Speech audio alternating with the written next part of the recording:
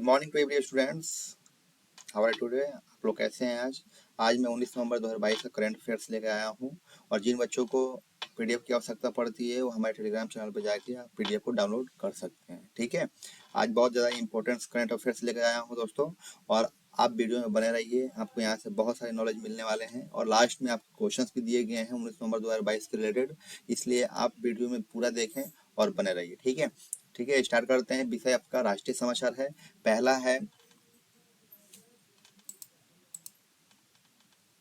PM Modi 19 नवंबर को ईटानगर हवाई अड्डे और काशी तमिल संगम का उद्घाटन करने के लिए अरुणाचल प्रदेश और यूपी का दौरा करेंगे। ठीक है, मतलब आज जो है पीएम मोदी जो है 19 नवंबर को ईटानगर हवाई अड्डे और काशी तमिल संगम का उद्घाटन करने के लिए अरुणाचल प्रदेश और यूपी का दौरा करेंगे। ठीक है, इसमें पहला पॉइंट हम लोग जान लेते हैं कि प्रधानमंत्री पूर्वांचल क्षेत्र में कनेक्टिविटी को बढ़ावा देने के लिए अरुणाचल प्रदेश के पहले ग्रीनफील्ड हवाई अड्डे डोनी पोलो हवाई अड्डे ईटानगर का उद्घाटन करेंगे।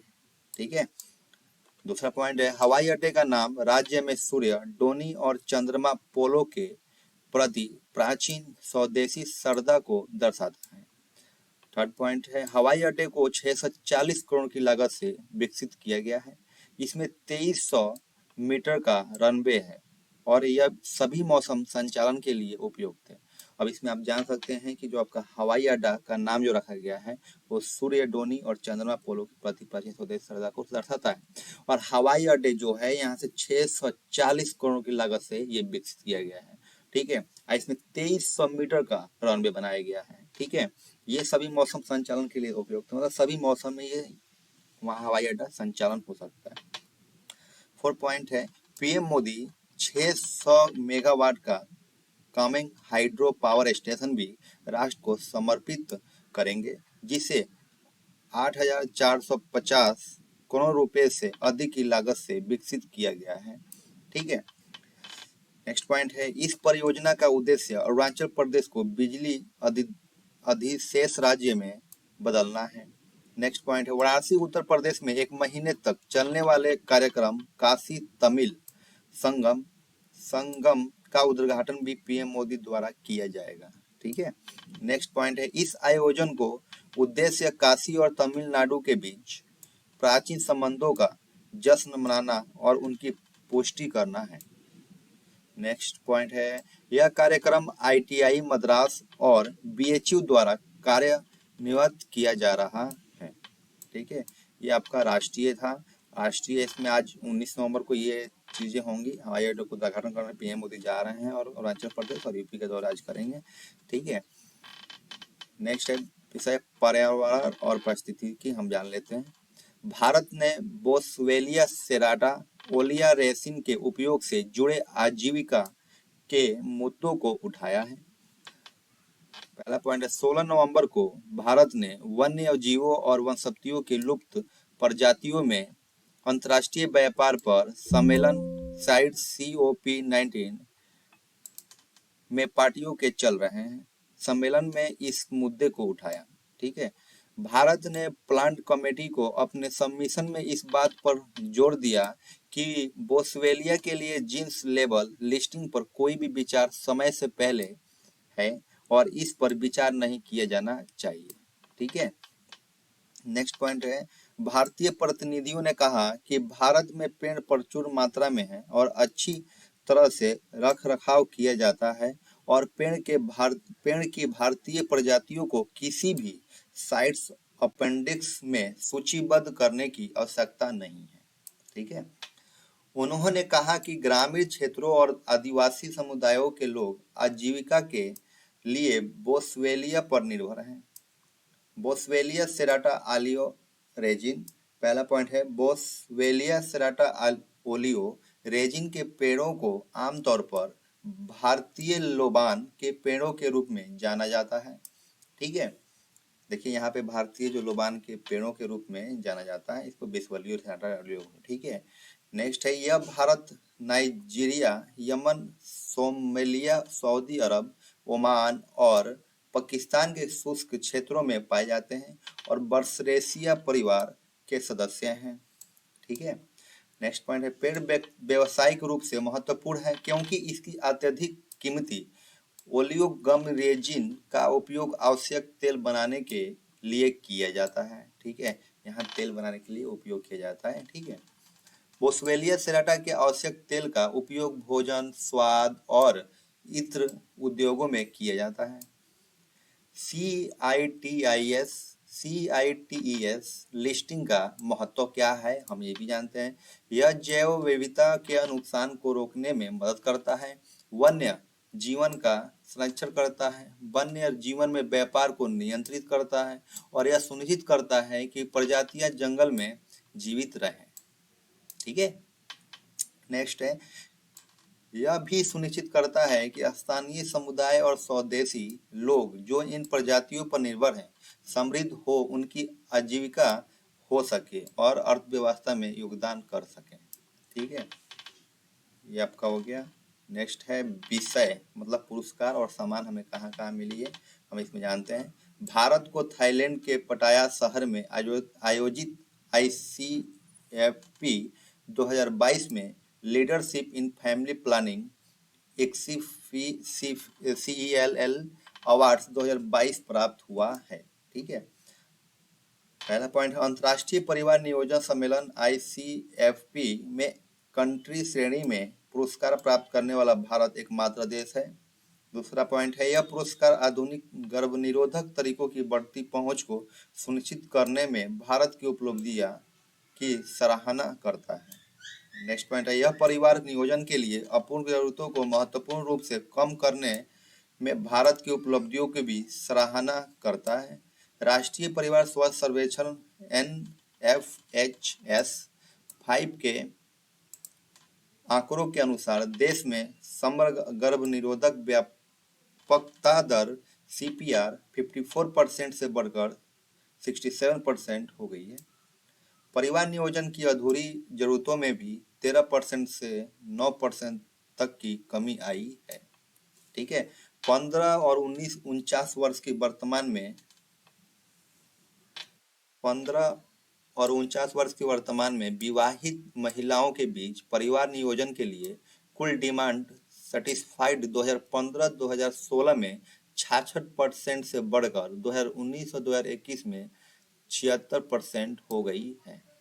ठीक है, यहाँ पे आप समझ सकते हो कि जो 15 वर्ष से लेके 49 वर्ष की जो वर्तमान में विवाहित महिलाएं हैं वो बीच परिवार नियोजन के लिए कुल डिमांड सेटिस्फाइड 2015 और 2016 में 66% से बढ़कर 2019 और 21 में 76% हो गई। मतलब 66% था और 2019 और 21 में 76% हो गया है। ठीक है, यह 2030 के लिए विश्व स्तर पर निर्धारित 75 के SDG लक्ष्य से आगे पहुंच गया है।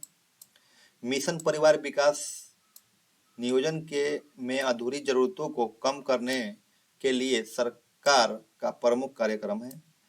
इससे 7 उच्च फोकस वाले राज्यों में 3 और उससे अधिक की कुल प्रजनन दर TFR वाले 146 उच्च प्रजनन वाले जिलों में गर्भ निरोधक और परिवार नियोजन सेवाओं तक पहुंच बढ़ाने के लिए लॉन्च किया गया है। छठा अंतर्राष्ट्रीय परिवार नियोजन सम्मेलन ICFP 14-17 नवंबर 2022 को थाईलैंड में आयोजित किया गया था। देखिए, जो छठा अंतर्राष्ट्रीय परिवार नियोजन सम्मेलन है जो 14 से लेकर 17 नवंबर 2022 को तक थाईलैंड में आयोजित किया गया था। ठीक है, यहाँ से भी एक क्वेश्चन पूछा जा सकता है कि छठा अंतर्राष्ट्रीय परिवार नियोजन सम्मेलन कब मनाया गया था, तो आप बता सकते हैं 14 से लेकर 17 नवंबर 2022 तक थाईलैंड में मनाया गया था। ठीक है, ICFP परिवार नियोजन और प्रजनन स्वास्थ्य पर दुनिया का सबसे बड़ा वैज्ञानिक सम्मेलन है। ठीक है, 4 है आपका लांस नायक मंजू भारतीय सेना की पहली महिला सैनिक स्काई डाइवर बनी। फर्स्ट पॉइंट, उन्होंने 15 नवंबर 2022 को 10,000 फीट की ऊंचाई से छलांग लगाई थी। उन्होंने उन्नत हल्के हेलीकॉप्टर AALH ध्रुव हेलीकॉप्टर से छलांग लगाई। वह सैन्य पुलिस कोर की पूर्वी कमान के संबंधित थी। भारतीय सेना की adventure wing sky diving training team ने उन्हें कूदने के लिए प्रशिक्षित किया। नेक्स्ट पॉइंट है आर्मी एडवेंचर विंग सैन्य प्रशिक्षण महानिदेशक के तहत भारतीय सेना का हिस्सा है। यह भारतीय सेना की साहसिक गतिविधियों की योजना, समन्वय और प्रचार करता है। ठीक है। नेक्स्ट पॉइंट है मई 2022 में कैप्टन अभिलाषा बड़ा कॉम्बैट एविएटर के रूप में आर्मी एविएशन कॉर्प्स में शामिल होने वाली पहली महिला अधिकारी बनी।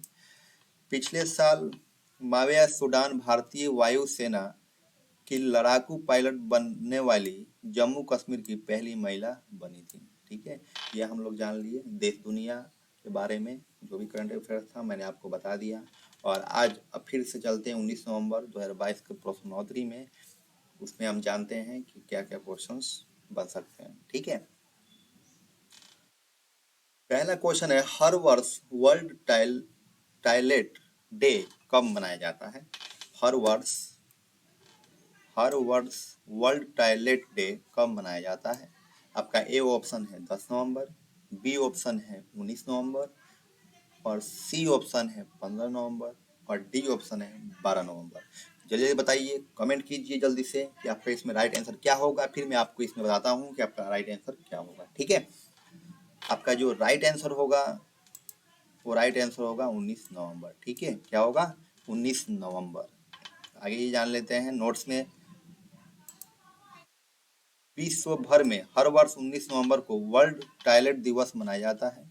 विश्व शौचालय दिवस का मकसद लोगों के बारे में जागरूकता बढ़ाना, जिनके पास आज के जमाने में सुरक्षित और स्वच्छता शौचालय की सुविधा नहीं है। वर्ष 2013 में संयुक्त राष्ट्र महासभा ने विश्व शौचालय दिवस को एक आधिकारिक संयुक्त राष्ट्र दिवस घोषित किया था। ठीक है, मतलब आप समझ गए होंगे ये 2013 से इस दिवस को मनाया जा रहा है और अभी 19 नवंबर से 19 नवंबर को हर साल मनाया जाता है। ठीक है, वर्ल्ड टॉयलेट दिवस मनाया जाता है। ठीक है, नेक्स्ट क्वेश्चन है सेल स्वर्ण जयंती कहानी लेखन प्रतियोगिता 2022 में हिंदी वर्ग का पहला पुरस्कार किसे दिया गया है? ठीक है, तो आपका आंसर क्या होगा जल्दी बताइए, फास्टली, क्विक। तो आपका आंसर होगा दानी प्रसाद शर्मा। क्या होगा? दानी प्रसाद शर्मा।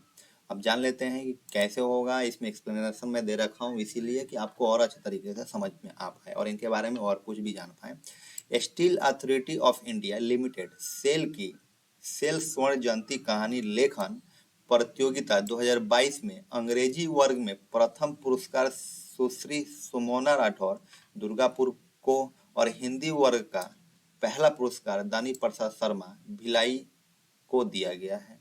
अब यहाँ पे देखिए आपका आंसर खुद यहाँ निकल के आ गया कि हिंदी वर्ग का पहला पुरस्कार दानी प्रसाद शर्मा भिलाई को दिया गया है। समझ गए होंगे, इस क्वेश्चन यही पूछा गया है कि सेल स्वर्ण जयंती कहानी लेखन प्रतियोगिता 2022 में हिंदी वर्ग का पहला पुरस्कार किसे दिया गया है? तो आप बता सकते हैं दानी प्रसाद शर्मा को। ठीक है, यहाँ से दो क्वेश्चन आपके उठता है। अंग्रेजी वर्ग का प्रथम पुरस्कार आपको सुश्री सुमोना राठौर को दिया गया था, वो भी दुर्गापुर से थी। ठीक है, यहाँ अंग्रेजी का प्रथम पुरस्कार दिया गया था। क्वेश्चन नंबर 3 है अंतर्राष्ट्रीय परिवार नियोजन सम्मेलन में किस देश को परिवार नियोजन की राष्ट्र श्रेणी उत्कृष्टता पुरस्कार 2022 से नवाजा गया है? पहला है भारत, दूसरा ऑप्शन है तेहरान, सी ऑप्शन है अमेरिका और डी ऑप्शन है जापान। आप बताइए जल्दी कि आपका राइट आंसर क्या होगा। राइट आंसर होगा आपका भारत। क्या होगा? भारत। ठीक है, अंतर्राष्ट्रीय परिवार नियोजन सम्मेलन में परिवार नियोजन की राष्ट्र श्रेणी उत्कृष्टता पुरस्कार 2022 से भारत देश को नवाजा गया है। इसमें देखिए एक्सप्लेनेशन में ये भी दिया गया है कि अंतर्राष्ट्रीय जो परिवार है नियोजन है वो आपका क्या है, सम्मेलन में परिवार नियोजन के राष्ट्र श्रेणी उत्कृष्टता पुरस्कार 2022 से भारत देश को नवाजा गया है। ठीक है, 2022 से मतलब इसी साल से आपका भारत को ये देश को नवाजा गया है कि आप ये मना सकते हैं सम्मेलन। ठीक है, फोर्थ नंबर क्वेश्चन है 34वें sub junior under 13 national badminton championship 2022 कहां पर की जाएगी? अब इसमें एक क्वेश्चन पूछा गया है कि 34वीं sub junior under 13 national badminton championship 2022 कहाँ पर की जाएगी। तो पहला ऑप्शन है जयपुर, बी ऑप्शन है मेरठ, सी ऑप्शन है लखनऊ और डी ऑप्शन है गोवा। जल्दी बताइए आपका राइट आंसर क्या होगा। तो राइट आंसर आपका होगा, जल्दी बताइए क्या होगा, कमेंट सेक्शन में बताइए जल्दी फटाफट। तो राइट आंसर आपका जो होगा वो होगा लखनऊ। क्या होगा, लखनऊ। ठीक है, आपका राइट आंसर जो होगा वो लखनऊ होगा। अब वो कैसे होगा एक्सप्लेनेशन हम जान लेते हैं। यूनेक्स सनराइज 34वें sub junior under 13 national badminton championship 2022 Lucknow में होगी। ठीक है, लखनऊ में होगी। ये हम लोगों का आज का करंट अफेयर था, जिसमें आपको क्वेश्चंस में डेली लेके आता हूँ और यहाँ से आप बहुत कुछ एग्जाम में क्लियर कर सकते हैं, चाहे वो कोई सा भी एग्जाम हो, स्टेट गवर्नमेंट एग्जाम हो या यूपीएससी हो, एनीथिंग। करंट अफेयर सबके लिए मायने रखता है, सारे एग्जाम के लिए। इसीलिए आप हमारे वीडियो को सब्सक्राइब करें, हमारे चैनल को सब्सक्राइब करें, लाइक करें, कमेंट करें और बेल आइकन को दबाएं। ठीक है, न्यू वीडियो को पाने के लिए धन्यवाद।